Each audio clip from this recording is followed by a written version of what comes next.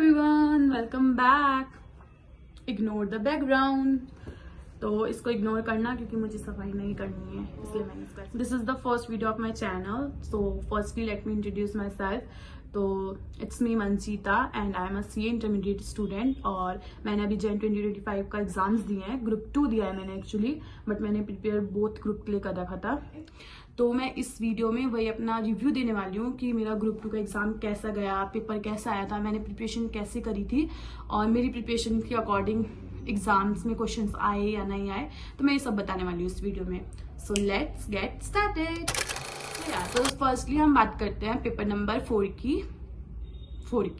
तो paper number 4 हमारा होता है कॉस्टिंग का। तो कॉस्टिंग में जो क्वेश्चंस आए थे और जो ओवरऑल पेपर आया था वो एवरेज था। लाइक जो बच्चों को प्रॉब्लम आई थी, जो मैंने रिव्यू वगैरह देखा, वो था कि बच्चों को सिर्फ एक प्रॉब्लम आई थी कि पेपर बहुत लेंथी था।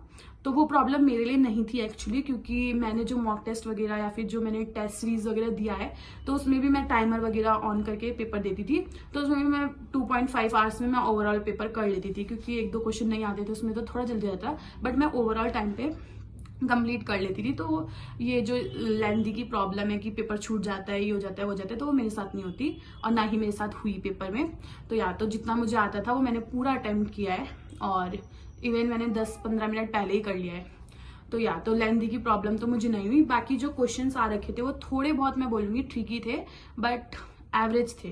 ट्रिकी इसलिए थे क्योंकि कुछ जो एडजस्टमेंट वगैरह होती है वो आप इतना डिटेल में नहीं पढ़ते हो, बट यू नो ना, कॉस्टिंग में अगर एक एडजस्टमेंट भी गलत हो गई तो पूरा स्टेप गलत हो जाता है या पूरे नंबर गलत हो जाता है। तो वही था। बाकी मुझे उम्मीद है मेरे 50+ आने चाहिए कॉस्टिंग में, जितना मैं पेपर दे के आई हूँ, जितना मैंने MCQs वगैरह ट्राई किया है।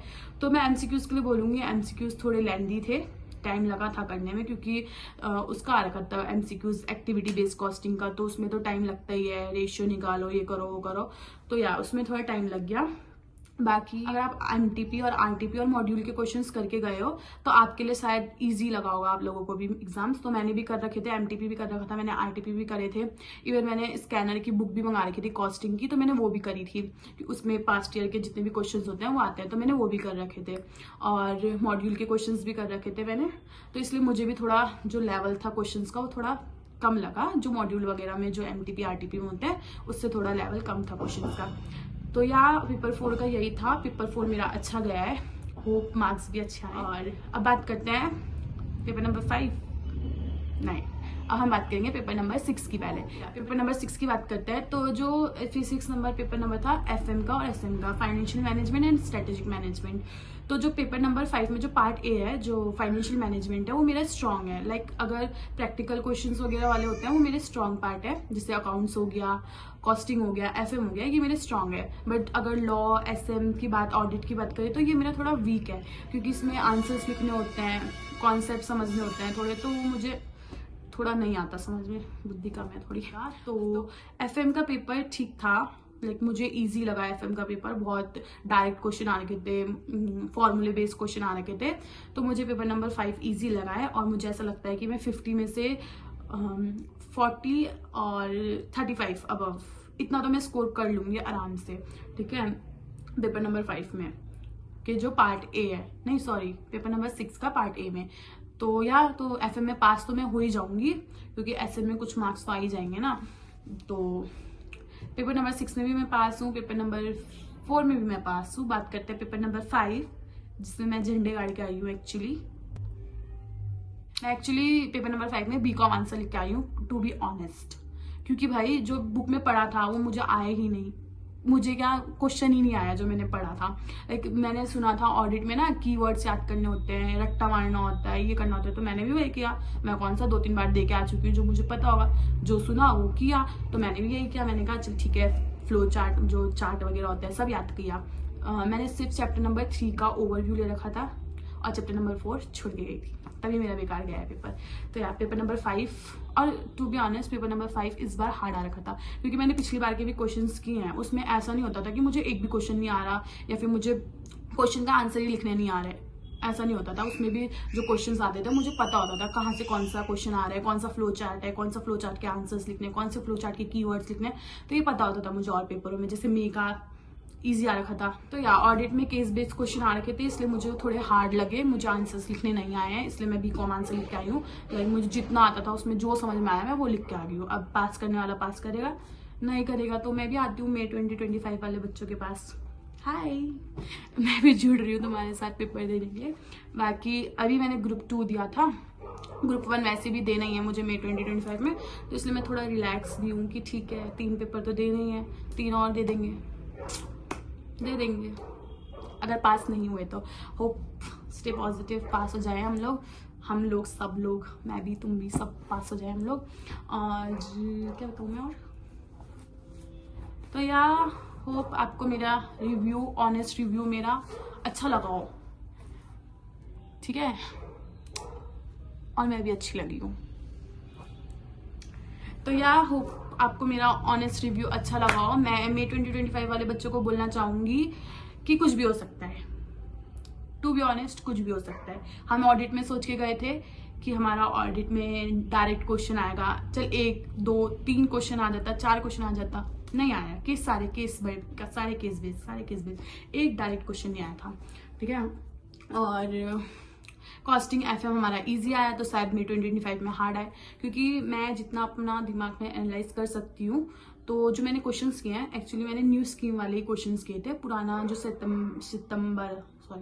पुराना जो 2023 वाला पेपर था, वो मैंने सिर्फ स्कैनर्स में जो क्वेश्चंस थे मैंने वो किए थे। तो अगर मैं एनालाइज करूँ क्वेश्चन पेपर को, तो May 2024 का पेपर थोड़ा ईजी था, ठीक है, ईजी था, हाँ था, ठीक है। May 2024 का इजी था in comparison to September, in comparison to September के कंपैरिजन में मई का पेपर इजी था, और सितंबर का थोड़ा हार्ड था, और जनवरी वाले का पेपर थोड़ा इजी आया। तो May 2025 वाला तुम्हारा हाथ आएगा। जस्ट जोकिंग, कुछ भी हो सकता है, इजी भी आ सकता है, हार्ड भी आ सकता है। अपनी प्रिपरेशन अच्छे से करो, और मैं भी अपना स्टोरी बताती रहूँगी जितना मुझे टाइम मिलेगा, क्योंकि मैं पढ़ाई के टाइम पे थोड़ा ज़्यादा वीडियो नहीं बना सकती। सो या चेकिंग कर दे, या फिर चेकिंग करने वाला मुझे मार्क्स दे दे फ्री के, कुछ भी हो सकता है ना। जब ICI इतना हार्ड पेपर बना सकता है, तो बच्चे भी बीकॉम आंसर लिख के आके पास होने की उम्मीद रख सकते हैं ना। पेपर मैं अपना रिजल्ट भी अगर मन हुआ तो शेयर करूंगी, नहीं पक्का मैं करूंगी, अपना रिजल्ट भी बताऊंगी मैं। उसके लिए आपको मेरे को सब्सक्राइब करना पड़ेगा, बेल आइकन को हिट करना पड़ेगा, और मेरी वीडियो को लाइक करना पड़ेगा, और कमेंट भी कर देना कि तुम्हारा पेपर कैसा गया है। तो यार देखते रहिए मेरा चैनल, और बस यही था। होप आपको पसंद आया होगा मेरा वीडियो। मैंने सोचा एक ऑनेस्ट रिव्यू दे दो, कैमरा खोलो और बोल दो जो बोलना है तुमको, ठीक है। तुम भी ऐसी कर लो, थोड़ा रिलीफ, और तुमको भी पता चल जाएगा कि तुम्हारे माइंड में क्या चल रहा है। और कोई टेंशन ले रहा है तो टेंशन मत लो, एक ही अटेम्प्ट है, 3 बार दे सकते हैं अब तो साल में ना, तो दे देंगे, क्या जा रहा है, पेपर ही तो देना है, दे देंगे, ठीक है। बाय बाय, और सब्सक्राइब कर देना पक्का से। गाइस आप लोग सोच रहे होंगे कि मेरा फर्स्ट अटेम्प्ट है, पता नहीं आपने सोचा कि नहीं, मैं बता देती हूँ। मेरा फर्स्ट अटेम्प्ट था, और मैंने ग्रुप 2 दिया है। जनरली जो बच्चे होते हैं वो पहले अटेम्प्ट में ग्रुप 1 देते हैं, तो मैंने ग्रुप 2 क्यों दिया है कि मुझे सपने आ गए थे कि नहीं ग्रुप 1 हार्ड आने वाला है, ग्रुप 2 ईजी आएगा। मुझे तो पहले ग्रुप 2 दे, कहीं ऐसा कुछ था तो नहीं, कहीं मैंने ICI को फ़ोन किया हो कि हाँ कौन सा पे बैटरी लो। गाइस तो ज़्यादा बातें नहीं करते हैं, बैटरी लो गई है। तो या होप करते हैं आपको मेरा पसंद आएगा। मैं अपने दूसरे उसमें वीडियो में बताऊंगी कि मैंने ग्रुप 2 क्यों नहीं दिया है, ग्रुप 1 क्यों नहीं दिया है, ग्रुप 2 क्यों दिया है, तो मैं नेक्स्ट वीडियो में बताऊंगी। और या टाटा बाय बाय।